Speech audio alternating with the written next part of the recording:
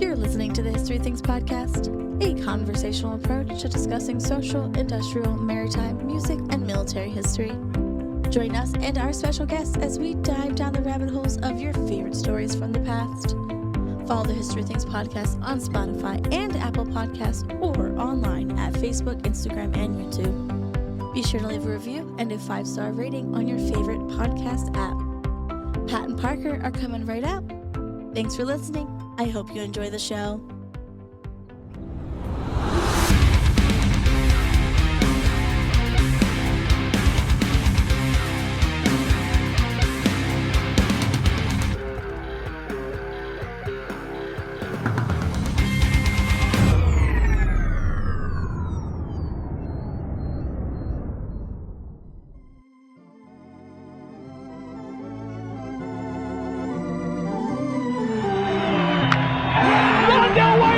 To left! Get out of here! Yeah! Rockoff salami! Have a bite of Rockoff salami sandwich! And John Wetland one more time set. And here comes the 2-2 pitch to Edgar Martinez. Down the fastball swung on into deep center field. Bernie Williams goes back and it is. Get out the rye bread and the mustard this time, Grandma! It is a grand solo! Seattle Mariners, Felix Hernandez, the 2-2.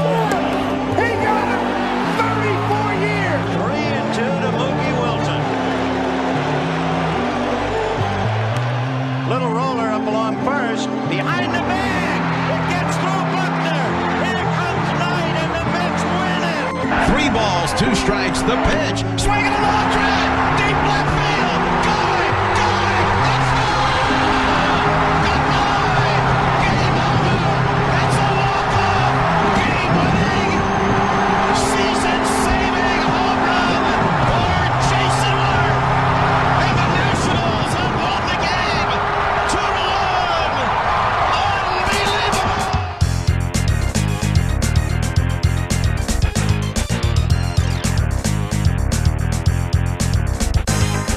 What's up, everybody? Welcome back to the History Things podcast. First real substantive episode of Season 6 here in 2025. Very excited.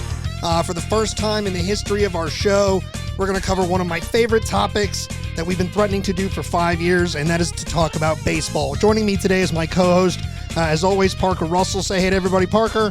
Good afternoon, everyone. How are we doing? And joining us for our first steps into the conversation about the greatest game ever invented and played on planet Earth are an absolutely legendary pair of guests joining us here on the History Things podcast. We have Jeff Kurkjian, who is co-host of the Andy Summer Show on WXTU Radio up there in Philadelphia.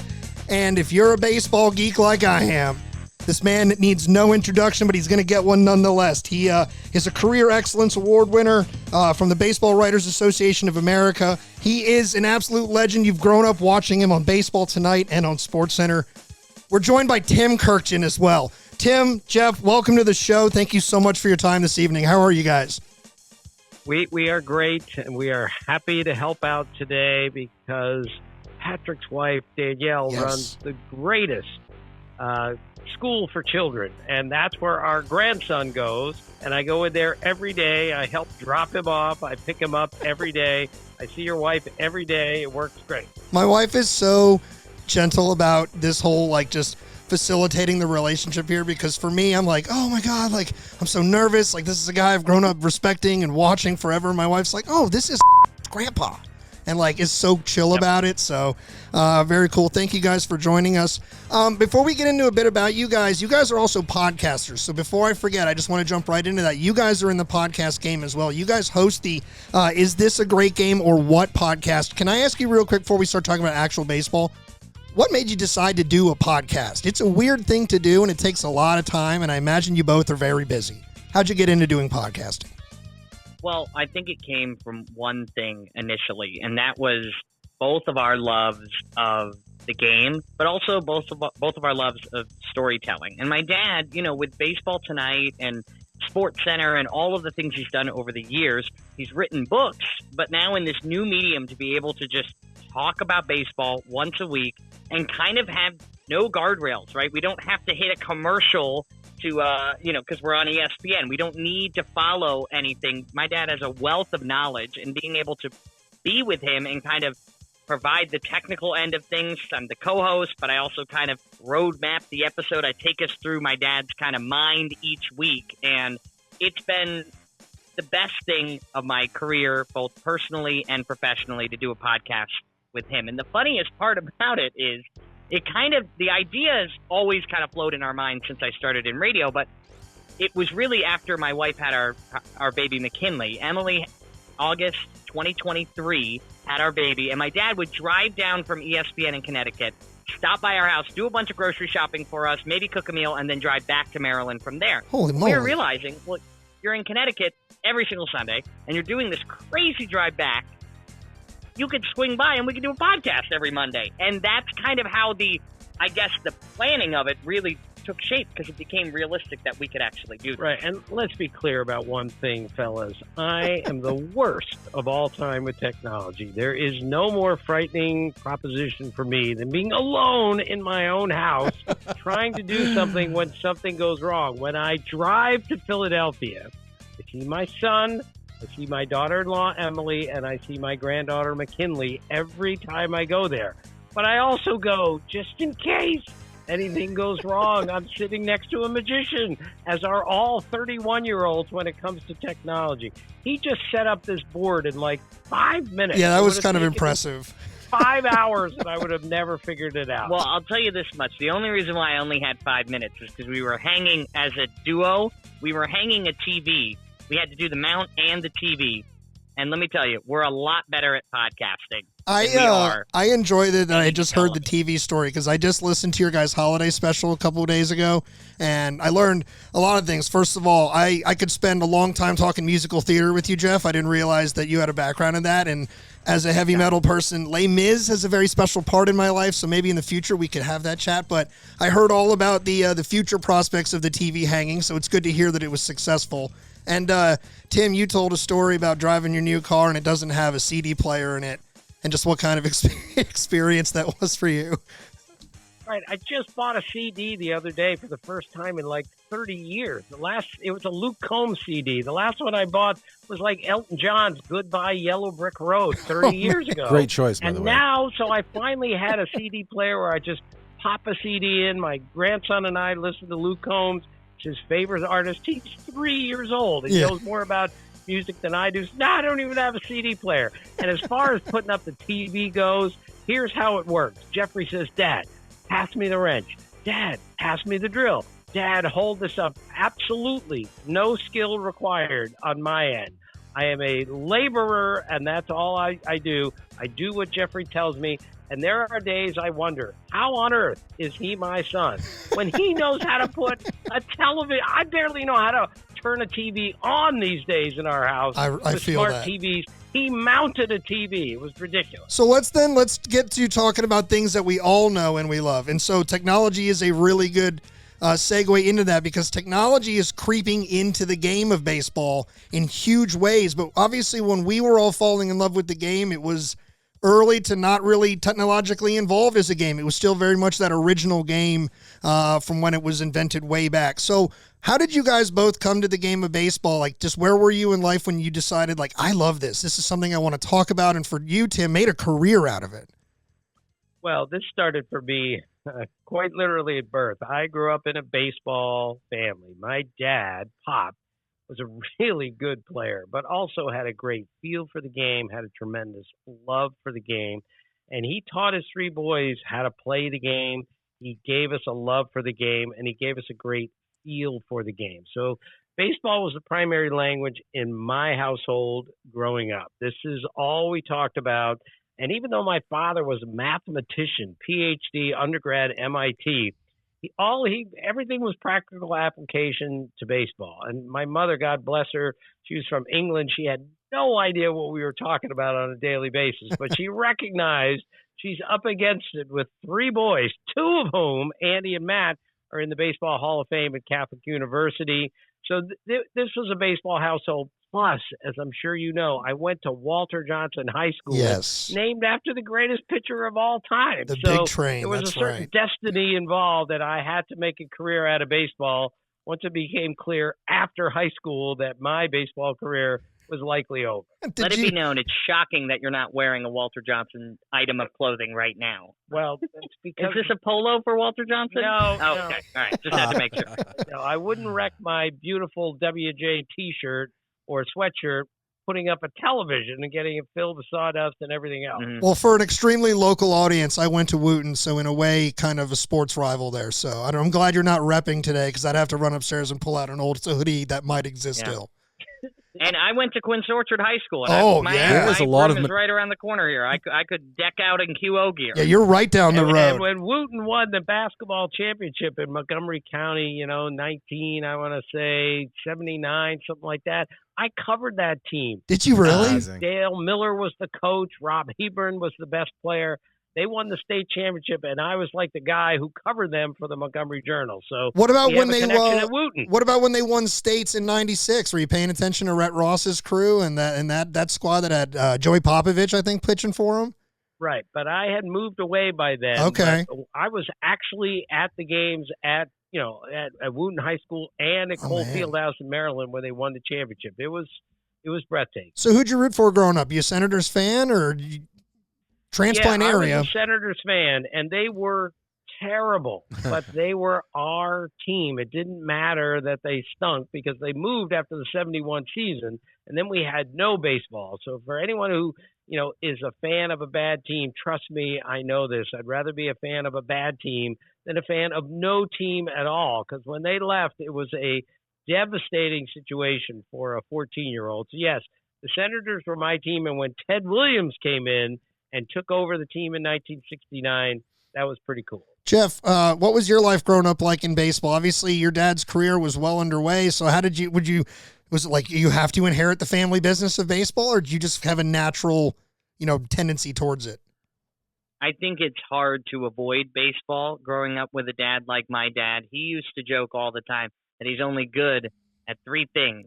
It was mowing the lawn, feeding the dogs, and baseball. And that was it. And it's pretty accurate, though I love you. Those are all respectable things, by the way. Respectable. Exactly. Like when I have a good lawn mow, it's a good day. So I respect it very much. But I think it was hard to avoid in my household. And I mean that in all of the best ways. I was given so many amazing opportunities as a kid to tag along with my dad at events, to be in the background at an all-star game or at a Hall of Fame induction in Cooperstown, and to be able to have that access as a kid, wide-eyed and learning about these. I didn't learn my ABCs as a kid. I learned who's on first and what's on second. Yeah. Right? I wasn't told of fairies and dragons and princesses. I was told of Babe Ruth and Lou Gehrig and Ted Williams. These were my good night stories. Yes. And so, even though, and we had mentioned a little bit of theater there, I kind of took the performance and the storytelling vibe of what I do as a country radio host now, and I was a theater kid in high school. I still have always loved baseball because I think it's the most beautiful game. And is this a great game or what? Our podcast is where we just honor the game and tell stories about what's happening now and honor the history. Yeah, and I recognized pretty early on that Jeff was not going to be an unfathomable geek about baseball like his poor pop-up was. Because, I was watching a game or playing like every second of my childhood, or playing APBA or Stratomatic, some tabletop baseball game. Jeff was watching Whose Line Is It Anyway? So what he's doing in life right now is something that he was preparing to do when he was 5 years old. But when I was 5 years old, I was pouring through the box scores. I'm pretty sure I learned reading the newspaper, learned how to reading the newspaper and reading the box scores. Because again, I was a one-trick pony as a kid. If it was a sports involved, I was in, especially baseball. Tim, how much do you miss box scores in print? It's a devastating loss. As you guys may know, I cut out every box score of every game for 20 years and taped them in my box score book. It would take 2 books per year. I carried them with me wherever I went. Every road trip, every plane flight, every ball game I went to, I brought my box score book with me. And I never missed a day clipping the box scores, meaning I never said, all right, I don't have time today, I'll do 2 days tomorrow. I did them every single day. I think we can all agree that's a streak that Cal Ripken way better than anything Cal Ripken would do. And once famously, it was 11:30 at night, and I woke up in horror, and I said, "Oh my God, I forgot to do my box score book." So I jumped out of bed, and my wife, Kathy, she knew exactly where I was going. I ran into my office, clipped them, taped them in a book, and everything was good for the day because my box score book was done. But I miss it terribly. The box score tells so many stories about the game of baseball. They have been a part of my life since as far back as I can remember, and they still are a critical part of my life because no day starts for me without a Diet Mountain Dew and devouring the box scores because they tell you what you need to know about what happened the night before. That was one of my first introductions to you because in my private group of friends getting prepared for this episode, it is not a secret. I have been geeking out. I've been very excited to chat with you guys. And I talked about how in life I've been bumping into you along the way as, you know, a younger man into being a middle-aged man now. You've been to places that I used to work doing dry cleaning, but, you know, pizza places, water stores, things like that. And when I was working at this dry cleaner, I met you one time. And my boss at the time told me that you had this notebook, and I was like, that is such an awesome thing to just be that into the details of the game. And when I finally read it I think it was honestly right around your career award back in 22, where I was like, this binder was real. This wasn't a legend. So I was very excited. And then when I found out that they don't publish box scores anymore, I was like, you got to be terribly devastated.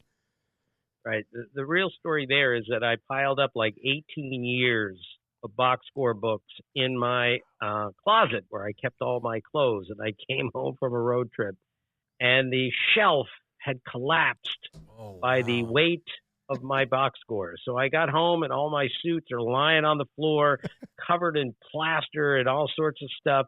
And it's hard to find a 38 short on the rack. Trust me when I tell you that. Okay. And so I had to clean up all my clothes. And my brother Matt, my late brother Matt, he came over, saw how devastated I was, rebuilt the shelf, made it really big and strong, and that's where I kept my box score books for the rest of its time. Should have been a sign from God. It's time to stop doing this when it collapses your closet. We can put them in the cloud now. Yeah, that's what they were telling you. Yes, last question. Everything's in the cloud. I just wish I could find the cloud. Me too, man. Last question. It's always a sunny day for Tim Kurkjian. He never finds the cloud. You make that a sticker for your show. That's a good one. That is a good one. So last one for you guys before I want to actually talk about just sort of like, you know, some of the things that make up baseball and why it's great. And this question is for you, Jeff. What was it like? Because I imagine we're close in age. So what was it like growing up in public school when your dad is connected to so many like famous athletes and you get to meet a bunch of them on a more regular basis than I would say? Like I rode in an elevator with Cal once and that was random and that was incredible. But like I heard in just the Christmas episode alone that, you know, you had great conversations with like, the name's escaping me, but you guys were talking to some Hall of Famer, and I was like, wow, I wonder how that was just growing up, getting to be that way, and then going to school. I think you're thinking about the Lou Brock story. Yes. At Cooperstown. I was thinking of Lou Brock. Yes. You know, it's really funny because when it came to the day-to-day, growing up in Montgomery County, Maryland, going to Jones Lane Elementary School, right? All of my buddies, all of my pals who I'm still friends with to this day, my idiot moron friends who I love and adore, and I'm one of them. You know, it was always funny because none of them really, of course they knew who my dad was. They're all sports fanatics, but it really wasn't until they got to college when they were casually chatting with their roommates and friends on their floor. And they go, oh yeah, my buddy's dad is Tim Kurkjian. And they never really understood the awesomeness of that. They just remember Mr. Kurkjian, who made chocolate chip pancakes at the sleepover in the morning in the third grade, right? Because, you know, he's my dad. Good dad move, by the way. Good dad. Every Wednesday, chocolate chip pancakes. We did that. And remember the old show Cold Pizza? Yes. Remember that on ESPN? Yes. Yeah. Every time Dad would go on Cold Pizza, we would have cold pizza for lunch. We would have pizza the night before, and it would be in a baggie in lunch the next day. That is legendary. That is absolutely amazing. If Dad was amazing. on Cold Pizza, he wasn't able to. He was always up with us in the morning. He's the most present dad. Obviously, I've only had one, but I never felt like one question I get all the time is, was Dad home? Was your dad home a lot? He never missed a field trip, never missed a birthday, and my birthday's in August, right in the middle of the baseball season. Good planning, Dad. And never missed any of those moments, and I'm so appreciative of that. When it came to meeting celebrities and meeting baseball stars, it sounds very selfish.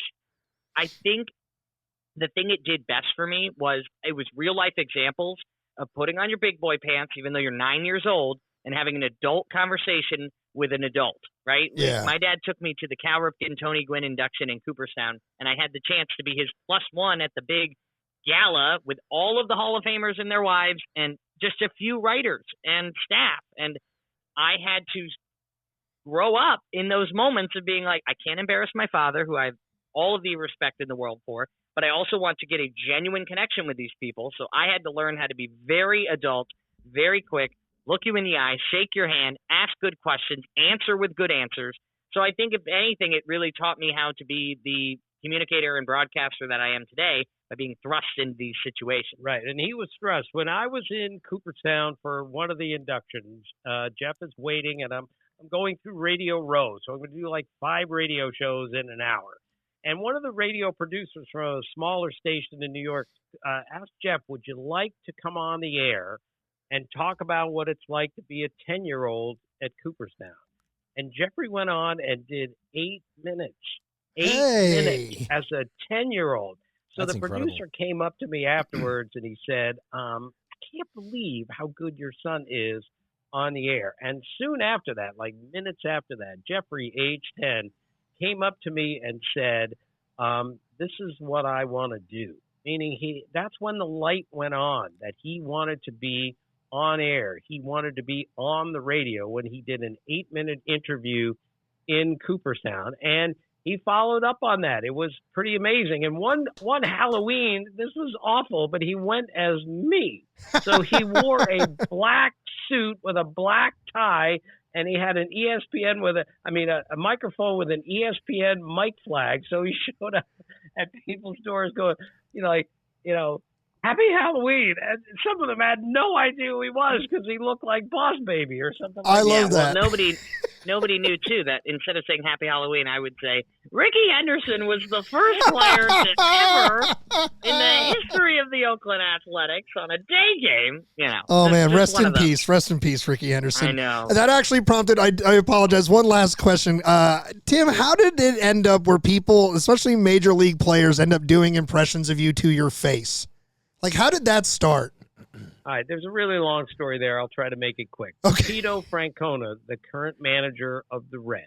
Yes. He was fired by the Red Sox and came to work at ESPN for 1 year. And I spent like all of spring training with him because he needed someone to guide him around because he has the worst sense of direction of any person ever. So they put him in my charge since I'm used to going to spring training. I have no sense of direction either, but next to him, Vasco da Gama. Believe me, he is the worst.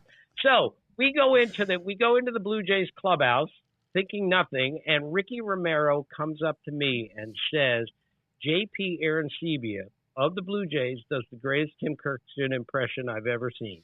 So now I get trapped in the middle of 60 Major League Baseball players in this tiny clubhouse in Dunedin, Florida, and J.P. Arancibia does an impersonation of me.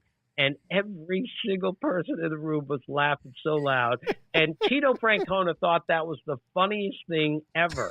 So, being the mischievous guy he is, he ambushed me on the air and pretended to be interviewing me when he was actually interviewing J.P. Arancibia with my horrendous voice.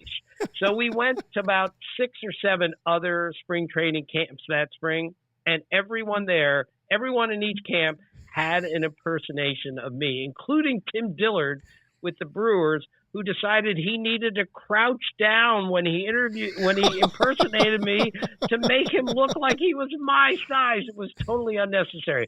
So all of this is over. I finally go to J.P. Arancibia, and I said, you started something that is the stupidest thing I've ever been a part of, but people seem to like it. I said, please, just tell me that you can do other impersonations. Tell me you can do Jack Nicholson. And he goes, no, I can only do you.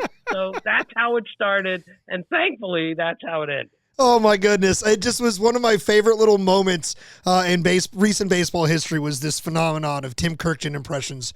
That's incredible. So, But now looking into Buster Posey. 1 ball and 2 strikes. On the ground, Arias from deep third, got him! And that's a perfect game. All right, boys, why is this a great game? You know, like what, when somebody asks that question to you, where do you go immediately? Like, why is baseball great? Well, to me, it's great because, and I'm hopelessly biased on this, it's the hardest game in the world to play, number one. It also, and I will argue that with anybody, I'm not saying that football or basketball are easy to play or hockey. I can't even skate. I'm just telling you from my experience, baseball is the hardest game to play. Trying to hit a baseball thrown at 98 miles an hour is absolutely impossible. The average fan has zero chance of ever making contact against a major league player. The other reason I love baseball so much is the history of the sport. It is the oldest sport. It goes back 150 years. It's the only sport in the world where the modern era is defined as 1900 on. That's the modern era. Yeah. So that it just has such a rich history and tradition, and because it's so difficult to play, there are a million other reasons that it's the greatest game ever. But to me, those are just two of the big ones. Jeff, why is baseball and I think great? One thing it comes down to is we, on the podcast, talking about the modern era, 2024, there will be things in 2025 now that have never happened before. With all of these years we've been playing baseball, there's things that are going to happen for the very first time. And so from a stats standpoint, that's just unbelievable. But I think a thing I love about it so much is, respectfully, hopelessly biased as well, I think there's nothing like going to a baseball game. You know, no one's like, man, listen, and I've been to NFL games, I've been to college tailgates. I'm telling you, I'm not saying that Ohio State on a Saturday against Michigan has it beat on a July in Oakland, right? I'm not saying that. Ohio State can't beat Michigan. Magic. For the record, Ohio State can't beat Michigan recently. That's a very sore spot for that fan base. But honestly, I think there's nothing like going to a baseball game. The experience of the amount of times people say, walking down the corridor and all of a sudden the field opens up in front of you. You just don't hear that about baseball or basketball arenas or stadiums. I really think there's a magic to being at the game. And it's a great fit because growing up, as you mentioned, I had all this access. I was with my dad a lot of the times at all-star games. When I moved to Cleveland, Ohio, right outside of college, I was on my own, right? And so then I discovered that you can get a ticket for $10, standing room only at Progressive Field, and it comes with a beer. I mean, come on, folks. That is unbelievable. A ticket and that a beer? Is what I'm talking about. A ticket and a beer is unbelievable, Jeff. That's incredible. For $10 both? Yeah. And respectfully, in July, not every seat is sold, so you're really not standing either. You just go find a seat with your free beer, and then you drink 5 more. Hell yeah. But Jeff's point is right about the ballparks. Yeah. I've covered a game, at least one major league game, in 58 different ballparks. Now, a bunch of them were one and done, Puerto Rico, Fort Bragg, Williamsport, things like that. But the beauty of baseball is that every field looks different. Whereas you go into, and I love basketball almost as much as I love baseball, but you go in and look at a basketball court, it looks like the other basketball courts because it has to. Right. It has to be the same size. Every football field has to be the same dimensions. But the beauty of baseball is you walk into Fenway Park, and it looks completely different than when you walk into Dodger Stadium. In fact, Jerry Fraley, my dear late friend Jerry Fraley, who's in the Hall of Fame like I am, just followed me in a couple years ago. The first time he ever went to Fenway Park was in the mid-'80s. He's covering the game, and he looks at the Green Monster for the first time, and he says to me, "Do they take that thing down when the game starts?" And I said, "No, that's the wall. That's it." But that's one of the great, another of the great beauties of baseball is that every place looks a little bit different. And I love to look for the little nooks and crannies, the little nuances that separate Pittsburgh from Baltimore, Baltimore from Colorado. I love that kind of stuff. Baltimore from itself year to year, they don't know what their outfield wall is going to look like season to season, it seems like. So, I wonder if that starts a deeper conversation for another time. I wonder, do baseball franchises hold on to their stadiums for longer periods of time? And I ask this knowing that the only time in my life I made it to original Yankee Stadium, I made it to the house that George built, the remodeled original Yankee Stadium. But, even so, walking into that stadium in 2004, I could feel like that energy, like that historic baseball energy. That place was a cathedral. Babe Ruth had played there. Mickey Mantle had played there. Ellie Howard had played there. Like legends, and you can feel it. And I wonder, do baseball teams hold on to their stadiums for longer so those memories live in those buildings? Maybe that's something we're speaking to, is like there's just like an energy of the game. Right. First off, Jeff, tell Patrick about your trip to the World Series, your first one, 1998, Padres and the Yankees. Hey, that was great year. Unbelievable. And it was, when you talk about energy, I was young. I was 5 or 6 years old at the time. And I remember asking my dad recently, saying, Dad, do I have this right? Do I have where we were sitting at the stadium and everything? And it was spot on, because it was the environment that we were in. It was the stadium. It was the magic. And then when I visited Fenway Park for the very first time, I was 11 years old, August 9th, 2004, the year they won the World Series and broke the curse of the Bambino. We don't talk about that. Story for another Oh, time. We don't talk about that on the show. Well, listen, okay, Patrick. He's a Red Sox fan. He's a Red Sox fan. I'm a natural born You'll Mainer, love this so. story, and I think as a baseball fan, you'll appreciate this. Okay, Sure. So my grandfather, my dad's dad, I grew up next door to my dad's parents. So they lived in the house next door to my family when I was growing up. And because Dad is who he is, covering the game, my grandfather, big Boston Red Sox fan, grew up in Watertown, Massachusetts. He kind of ushered me into becoming a Red Sox fan. He passes away in 2003. Never sees the Red Sox win a World Series. Lives his entire life, 85 years, and never sees the Red Sox win a World Series. Put that into perspective. Yeah. He passes away. I'm 10 at the time. The next year, my first visit to Fenway Park is August 9th, 2004, and just 2 short months later, they're in the playoffs. They beat the Yankees. They make this incredible comeback, and then they win the World Series a couple weeks after that. Now, I know, disappointing for you to think about that as a Yankees fan, but if that's not beautiful and if that's not why this is a great game, I don't know. It is. I don't know why. I need to speak to that because I have this horrible duality. I am a Yankees fan and a fan of the game of baseball simultaneously, so I recognize beautiful moments like that, even when they come at our expense. And that is an incredible story, and I hope you keep that memory forever. I got to suspend being a Yankees fan for several hours back in 2016 when most of the world was rooting for the Cubs, right? Like there was this magic when when David Ross hit that home run. I reacted the exact same way I did to when Aaron Boone hit the home run off Wake in 2003. It was just this magic of the game. It's also proof, though, that a Yankees fan and a Red Sox fan can sit down and have a constructive conversation. Yeah. Yeah, you're fired. We're still working on that. He's actually one fired. without the other. So I worked with Aaron Boone for years Yes. together. We did games, and Boone's one of my favorite people ever, one of the funniest people I've ever seen, and the most human former player I've ever met, meaning he knows everyone's uniform number who played before. He does batting stances. He loves USC football. He loves his fantasy football. He's just like us, only he played in the major league. So I asked him many times about the home run he hit off Tim Wakefield. So he told me as soon as he hit it, he knew it was gone.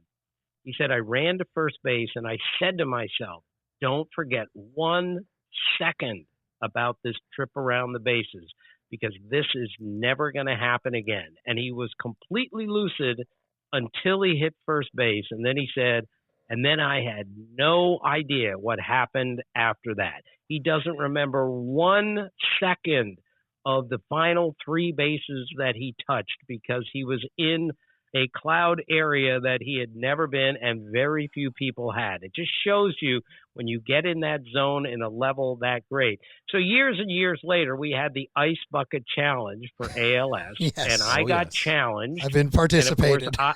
Right. So I threw a bucket of ice water over my own head, and then I challenged Aaron Boone to the Ice Bucket Challenge. And if you remember, there's a 24-hour period where you have to do it in 24 hours. So Yes. we're on the road. Parker, we're on the road. We're in Boston doing a game. It's noon, and we're doing a 7 o'clock game. And Booney wanders into the hotel bar at our hotel and says to the young bartender, I need you to throw a bucket of cold water over my head for the ice bucket challenge. Would you do that for me? And the young bartender looks at him and he goes, well, of course I will. You're Aaron Boone. I hate your guts. And then he poured water all over his head. He's like, not the pitcher, too. Right. It's just so beautiful where baseball stories come from. Oh, that's and if great. you keep your eyes open and you keep your ears open, there's a story told every day. I love, first of all, I'm not going to ask you anything that will put you on the hot seat for modern baseball. I love Aaron Boone. As a Yankee fan, there's a lot. I love him. I think he's one of the smartest baseball players I've ever seen. I enjoy him leading my favorite team, and I hope he gets to raise a championship. Hopefully next year Cashman has done the job and gotten us the team. But yeah, baseball is fun. It's got funny ways to grab you, and baseball, better than maybe most sports, has used things like pop culture to find ways to pull you into it. You guys have favorite baseball movies? Because honestly, I came to loving baseball in a really insane moment in time. It was the mid-'90s. Cal had the streak. We had the Maris home run chases. We had the Yankees winning that first World Series in 96 and then going on that 3 straight run. In our house, that was a big time in the 90s, right? But I vividly remember when Billy Crystal made the movie 61, how I started to connect to this bigger version of baseball because, he was a kid at, the 61 games and then made this movie about it. And I got to plug into all these extra, like my dad's Yankees were Mickey and Whitey and things like that. So do you guys have a favorite baseball movie, and does it do a better job pulling you into the magic by using things like film and TV? Well, our favorite movie collectively, not just favorite baseball movie, but favorite movie of all time is Field of Dreams. All right. Love Field of Dreams. It has everything you need. It has a little bit of fantasy, a little bit of baseball, but the most important thing is it's the story of a father and a son. And that's the beautiful thing about it. And so for us, that's number one. But there's so many great baseball movies, from The Sandlot to bringing us all back to our childhood of feeling like, that was where you discovered that love of baseball, as you had mentioned, all the way up to 61 and all of these other great movies. There's too many to count. Yeah, 61.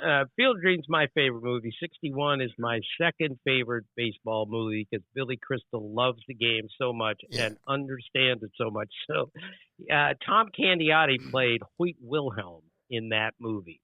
Tom Candiotti had just been released, and he was pissed that he wasn't playing on a major league team when Billy Crystal called and said, "We need you to come in and play Hoyt Wilhelm." And he says to Candiotti, he says, "And this is a very realistic film. I want you to throw your best knuckleball." So Tommy Jane goes to the plate, and they're filming this. And like the first 50 knuckleballs that Tom Candiotti throws, Tommy Jane has zero chance to hit it. Yeah. Jeffrey had zero chance. You two guys had zero chance. So I'm not ripping on Tommy Jane. So finally, Billy Crystal goes out to Tom Candiotti, and he says, "Tom, we got a real problem here. It's called tape. We have to get this shot done. Let him hit it now." So then Tom Candiotti threw a knuckleball at like 40 miles an hour, and he hit Tommy Jane with it.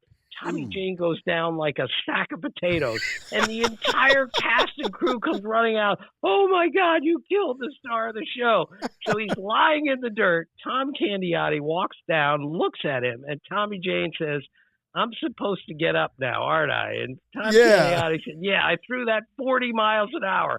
Get up and try to hit this thing." And he never was able to hit the knuckleball thrown at any speed. So through the use of photography, they rolled the ball down the first baseline and pretended that he had hit it. So don't forget that story. I never will. I never 61. will. And the most important thing with these baseball movies, and I don't want to, get out of this too much, but the number one thing with that movie was the accuracy of the athletes on the field. Yeah. That is the most important thing when it comes to these movies. Because as soon as I see a pitcher throwing like this, yes. Oh, yeah. Sorry, I'm done. I'm done. Yeah. I'm turning the movie off because even if you need to use movie magic, then you look at like Dennis Quaid in The Rookie. He's not even left-handed in real life, yet he learned how to throw a baseball left-handed. And Dad, pretty well, right? Yeah, I was very impressed. Yes, I'm the biggest baseball snob. If you're going to play the lead character in a baseball movie and you can't throw a baseball, sorry, I'm turning it off. One reason that Field of Dreams was so great is that Kevin Costner can swing a bat from both sides of the plate. That's right. He throws a baseball like a ball player because he is a ball player. There you go. So that really matters. And again, Billy Crystal's imprint on 61 was so obvious. I just loved it so much. And by the way, this is way off the topic, but Billy Crystal hosted SportsCenter one night. This is probably 10 years ago. And I did it remotely from my house where I'm sitting right now. And Billy Crystal interviewed me, and it was like the coolest thing ever. And one of my all-time actor comedian guys interviewed me, and as soon as the interview was over, Billy Crystal says to everyone listening, "Tim, I loved him in The Hobbit." Billy Crystal's like 5'7". He's like 2 inches taller than me, and he's telling me that I was great in The Hobbit. Oh my God. What a thrill of a lifetime. I got burned by him. I got blasted by Billy Crystal. There you go. That is an honor, though. Oh my God. goodness. So last Billy Crystal story. Sorry. Go for it. No apologies. Go. This speaks to directly how people love baseball. So Billy Crystal told me this story on live television before a 2003 playoff game at Yankee Stadium. I asked him, I said, what's your first because they're playing the Red Sox. What's your first recollection of the Yankees Red Sox? And he points up to the upper deck in right center field, and he said, I was sitting up right up there for my first game. And he said, and in the first game, Ted Williams hit a home run. Oh. And in the second game of the doubleheader, he struck out. So like 30 years after that happened, he meets Ted Williams for the first time. And he says, I went to a doubleheader at Yankee Stadium in 1958. He said, and you hit a homer in the first game. And Ted Williams, 30 years later, said, oh, yeah, Jim Coates tried to throw a fastball on the inside part of the plate against me. He remembered the count. He remembered the pitch. And then Billy Crystal said, and then you struck out in the second game. And Ted Williams looked at him and said, yeah, Elston Howard dropped the third strike, didn't he? And Billy Crystal goes, yes, that's my greatest memory. And he remembered it 30 years later. So when you talk about the history of baseball and why we love it so much is the game moves so slowly that you don't forget great moments like that because they're indelibly marked on your brain, just like it was that day with Billy Crystal. Yeah, those guys can, and that's among the many things that make them legends and great athletes and just their craft, just craftsmen, I guess you could say, is they remember those little details so long after the fact. We study soldiers all the time. So one, you're talking about movie accuracy. As soon as we see somebody portraying a soldier and they don't know how to handle like the military weapon or wear the uniform properly, we do the same thing. We're like, that is obnoxious. But just sort of seeing the way that like when you watch, documentaries or you get to meet, veterans that took part in these things and they've had such a long period of time, removed from the experience itself, but how vivid that memory still is for them. Like it's just, there's something about it. And obviously in that, it's a much more traumatic experience. And maybe for Ted, greatest hitter of all time, striking out in that second game was a horribly traumatic experience. He didn't do that too much. But yeah, so when our listeners, guys who are primarily history geeks in the sense that we study basically war and politics a lot and nothing of really the modern era, but mostly, World War II and before that, why, like, what are some places they can go that they might not realize baseball has a connection? Because right away, World War II is a very obvious. There's a lot of the greats of all time served in the Second World War. Is this game familiar to, say, Civil War soldiers? Is this game familiar to doughboys? I have kind of a loaded question. Is this game bigger than just the United States of America? Because I found interesting accounts of Scottish soldiers loving the game of baseball. What do you guys, how can you guys tell our listeners about where baseball can be found other than just like on the diamond in the fields? Like you can find it everywhere, right? Well, I think when you talk history, and, I loved history in high school and I studied political science and broadcasting in college. So it's something that I've always been fascinated with.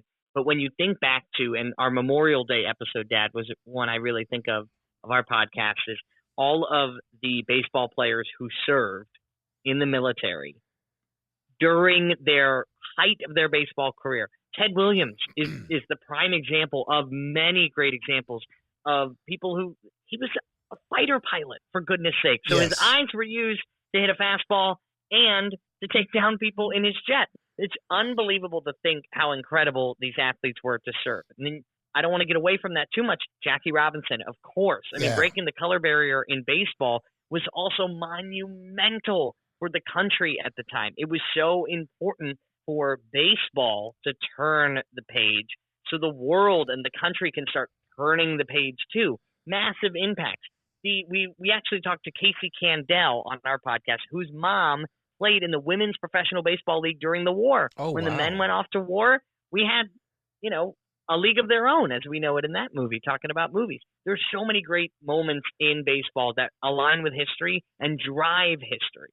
Right, and we talked to Lindsay Berra for that episode about Yogi Berra, her grandfather, and we talked mostly about him serving his country and how important it was for him to do that.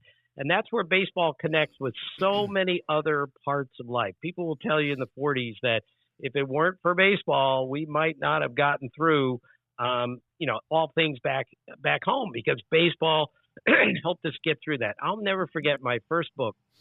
I did a chapter on baseball and World War II. And I called Bob Feller on the phone. He's a curmudgeonly guy. I understand that. But I asked him, granted, a loaded question, because he was the best pitcher in the American League and the highest paid pitcher in the American League. And he enlisted right after Pearl Harbor. And I said, Bob, why did you enlist?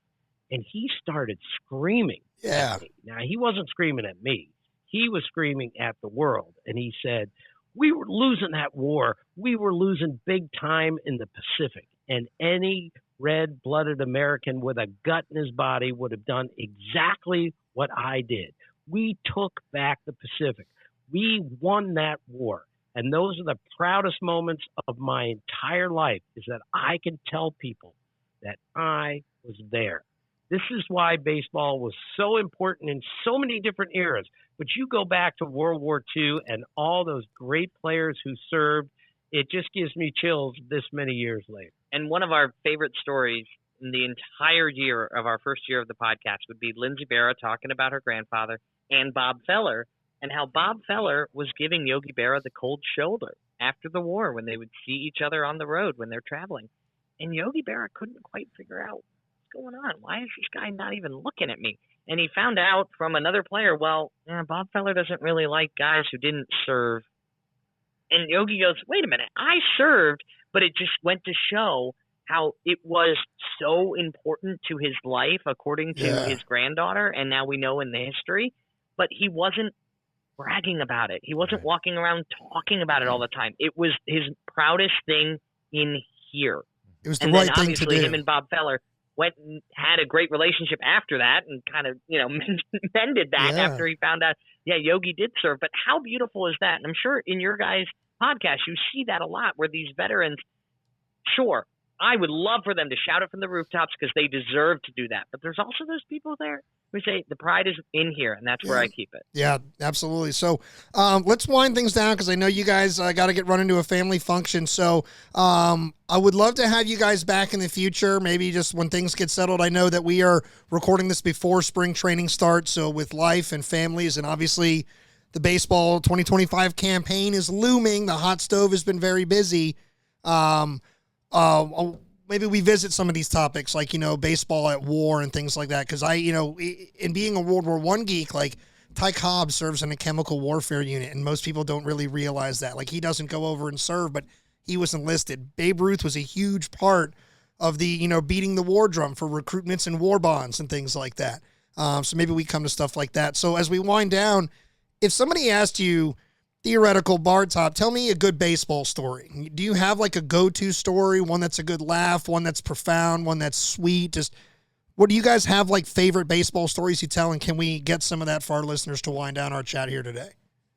Well, I collect baseball stories for a living. I know that's a loaded question. I know that. But we'll go way back in time for me because it kind of speaks to exactly what we've been talking about most of today. So, Patriots Day 1982. I am covering the Texas Rangers, and it's Patriots Day, and they're playing an old-timers game at Fenway Park, and I'm at the game. And I'm covering for the Dallas Morning News. And Ted Williams comes out to take batting practice. Fenway Park is packed. There are Hall of Famers all over the place, and everybody stops because here comes Ted Williams. He takes off his jacket. He'd gotten a little bit heavy because now he's in his early 60s. He steps in the box, and I am literally 10 feet away from my father's baseball hero, the guy that I grew up watching and listening to stories about Ted Williams. First pitch of batting practice comes in, and Ted Williams hits a one-hopper that goes into the bullpen in right center field at Fenway Park on the first pitch that he saw. And I went, oh, my gosh, I just saw Ted Williams hit. I went up to the press box, and I called my father immediately. And I said, Bob, I just saw Ted Williams hit. And it's exactly like you told me he'd look like in 1941. So it's those moments where you just happen to be at the right place at the right time, and then something happens that allows you to remember it for the rest of your life. That's wonderful. Jeff, you got a story that you always go to with baseball? Well, we have a picture of my dad in our basement, and I believe it's still in the basement. My mom, his wife, has taken over most of the basement, so I think it's down there. It's him interviewing Ted Williams at the Hall of Fame behind the stage, if I'm not mistaken. And my dad is the utmost respectable journalist you'll meet, right? He takes this job very seriously. And one of his biggest problems in his TV career and the impressions and even the podcast a little bit is he doesn't want to be, a joke too much. He loves being the center of a laugh. Of course, no one laughs at himself more than him, but he also wants to be a respectable journalist. But my point is, this picture, it's not Tim Kurkjian interviewing Ted Williams. It is Timmy, Jeff Kurkjian's son, that's my grandfather's name, also Jeff, interviewing Ted Williams, even though my dad is clearly an adult. You could see the light in his eyes that this was not an interview for a journalist, even though he was trying his best to be. That picture is so beautiful, and it makes it. That is the story. That is the thing, is we're all kids when it comes to baseball, right? No matter how old you are, if you see your team win the World Series, or if you walk through and you're at the game, you feel like a kid again. You're going to go get a soft serve ice cream. You're going to go enjoy yourself. You're going to try to catch that foul ball, just like you did when you were 6 or 7 years old. And the backstory to that interview is not a good one, but I'm going to tell you anyway. Okay. ESPN told me, okay, you get 3 questions, 2 minutes, whatever comes first. I get to interview Ted Williams, and they tell me 3 questions, 2 minutes. I'm thinking, you've got to be kidding me. Granted, we have time constraints. I get it. It's a taped interview. First 2 questions go beautifully, and Ted is unbelievably lucid and detailed, talking about the first 2 questions. Then I asked him the 3rd question, and I said, because Nolan Ryan was going in that day into the Hall of Fame, and I said, tell me what it would have been like you in your prime facing Nolan Ryan. Well, he goes off in a completely different direction. He says, guy I want to face is Randy Johnson. Oh, who my! was not going into the Hall of Fame that day. You don't want that smoke, not from the big unit. Right. He takes literally 5 minutes to answer the 3rd question. It's the greatest 5 minutes of television in the history of television. And my producer is looking at me, and he's telling me to cut Ted Williams off because we're past the 2-minute So I'm thinking, I am not going to be rude to my father's baseball hero. I am not going to be rude to the greatest hitter of all time. Good move. So I let Ted Williams finish the answer, which was brilliant beyond words. And then we ran the interview, and we only ran the first 2 questions. And that one has still never run anywhere. One of the great regrets ever. Oh, my goodness. There is no chance in the world that a dinky little baseball writer is going to cut Ted Williams off in the middle of a profound thought. And to answer your question about a story about baseball, and this is the selfish one because it's the only one I have, at that same trip that I got to go with my dad to the Hall of Fame in Cooperstown, and I'm at that big party, I'm 11 years old, trying to hold my own, I get separated from my dad briefly, right? Now, he trusts me, of course. I'm a kid, but he knows I can hold my own. I can see him in the distance. He sees me, so we're all taken care of. Then all of a sudden, I get in a conversation with Wade Boggs. Oh, yeah. And we're sitting and we're chatting, and we're going on 10 minutes. My dad sees me. I see him, and I give him like the, I'm okay, don't worry. And then conversation ends. Thank you, Mr. Boggs. Thank you. All right. I walk over, and I go, Dad, that was the coolest. He was so interested in everything that was going on. He absolutely gave me all this time, and we were talking. I was trying to keep it cool. And then I saw him about 10 minutes later and realized, fitting to Wade Boggs, he had the most fun at that party at that time. So he might have thought he was talking to an adult. Who knows? Because he was having a great time. I was going to say. My dad kind of said, I'll explain later why he gave you 10 straight minutes. Right. And then you fast forward 18 years when I went into the Hall of Fame in Cooperstown. And after my induction, I go into the Hawkeye bar there, and Jeff and Wade Boggs are doing a karaoke song together. This is very true. Unbelievable. I'm looking around. A guy with 3,300 hits is doing karaoke with my dorky son. It was one of the More funniest impressive things I've ever stat. More impressive stat. The amount of beers he put down on the plane or the 3,300 hits, right? That's crazy. It's Guys, widely debated which is more impressive. right, guys. I am so incredibly grateful. Speaking to the two minutes or 3 questions and that sort of pressure, I'm like, how do I have the conversation I want to have in an hour with people that I respect immensely? And Jeff, it's been an absolute pleasure listening to you on the show with your dad. It's a very incredible experience to hear about baseball and just see like a family dynamic that loves it mutually. So getting to know both you guys together through the course of the show, and then obviously growing up with you, Tim, not to make you feel old, but you've been a part of my baseball life for a very long time, and I am super grateful that you gave me a few minutes to spend with our listeners here. So can we do this again sometime in the future if the schedules align? Of course. And we'll see you at preschool. That's right. We will. I get that's a really unique and cool experience. So, all right, guys. Well, for real quick, we'll let you plug this show. Where can they find your podcast? Is this a great game or what? You can get it wherever you get your podcasts, Apple, Spotify. You can go to greatgameorwhat.com. And also our Instagram is an awesome place to see great videos and snippets of it at Great Game or What. Awesome. Make sure you guys check that podcast out. Make sure you check out our future baseball episodes. We're stepping off the battlefield, and we're doing some new stuff this year, so we're getting it started right away with this first little talk about why this game is great. Jeff and Tim Kurkjian, thank you so much for your time. Happy New Year, guys. We'll talk to you guys in a few weeks. Go Yankees officially. I know that you guys might not root for that team, but as you can see, the show's ran by a Yankee fan, so I got to say it, right? For hell or high water. Thank you, Patrick. Thank you, Parker. We really enjoyed it. Thank you, guys. We'll catch you all later. Have a good night.